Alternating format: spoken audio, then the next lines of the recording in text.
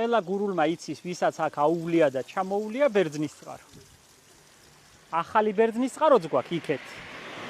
საბჭოთა დროს გაკეთებული და მანამდელიც. ესაა ძველი ნამდვილი ბერძნის წყარო. გურულების უმრავლესობას ჯერა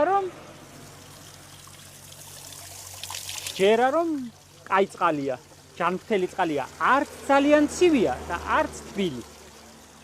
ისე უჭირავს ნამდვილი ტემპერატურა. აქ გავივლი თუ გამოვივლი ბოთლში რომ მაქვს წყალი, იმას გადავასხამ და ამით ავავსებ და თან წავიღებ, რა თქმა უნდა.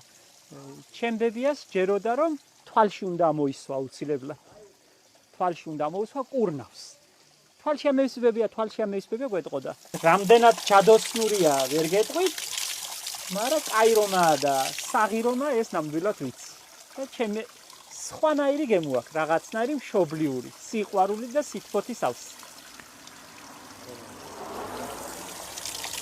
ბერძნის წყარო, ბერძენი ყოფილა აქა და იმ ბერძენს ექიმი მე მგონი ასე მახსოვს.